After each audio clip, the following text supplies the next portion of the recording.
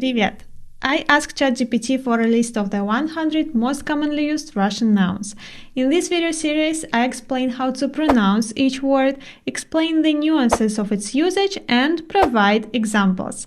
You can find a link to flashcards in the description of this video. This is part number 7. There will be 10 parts in total. If you missed the first 6 parts, make sure to watch them. Давайте начнем. The first word for today is мысль. Мысль. Remember the gender of this word. It's feminine. Мысль – она. For example, умная мысль. After the word много, use the form мыслей. For example, у меня было так много мыслей, что я не могла уснуть. The second word is идея. Идея. This word sounds similar in many other languages, so understanding it is not usually a problem. But pay attention to the pronunciation. Идея. Идея. Хорошая идея, плохая идея, or много идей. For example, мне всегда нравилась идея открыть свой магазин цветов. The next word is улица. Улица. In Russian, when you want to say outside, you use the phrase на улице. For example, на улице сегодня холодно.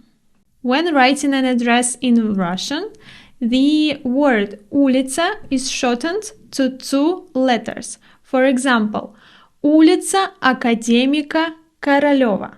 In Russia, every street has a name. Very often, streets are named after a person or a historical event. In your country, do streets have names or do you use numbers? Answer in the comments. Word number 4. Смерть. Смерть. This word is also feminine. Смерть – она. It's easy to remember because both жизнь and смерть are feminine. An example with this word. В нашей культуре не любят говорить о смерти. The next word – плечо. The letter «е» in this word is pronounced like «и». Плечо, плечо. I don't know why we have this word in our list. I don't think it's used very often, but since it's here, let's learn a phrase with it. По плечу. По плечу means something within someone's abilities, possible. Это задание мне по плечу. The next word, word number 6, часть. Часть. This word is also feminine. Часть она. It is very often used after the words несколько, много. For example, я разделила это видео на несколько частей. Next word. Вид. Вид. The voiced «д» at the end is pronounced like «т». Вид. Вид.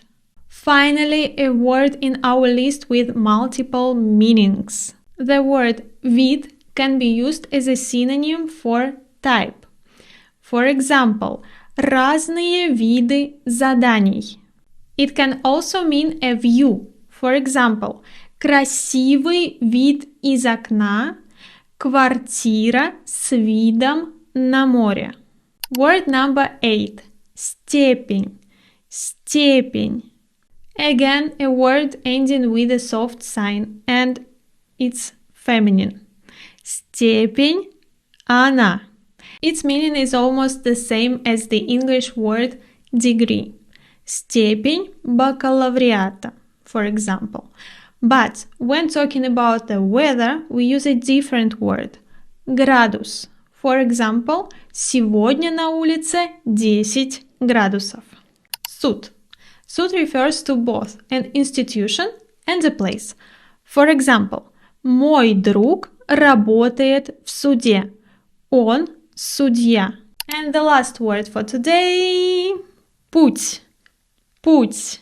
Almost all our words today end with a soft sign, but this time it's a masculine noun.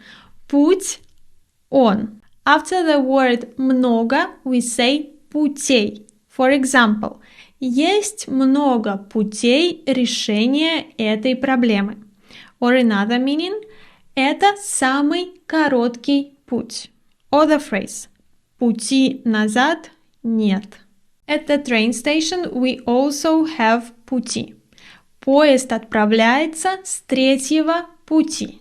That's all for today.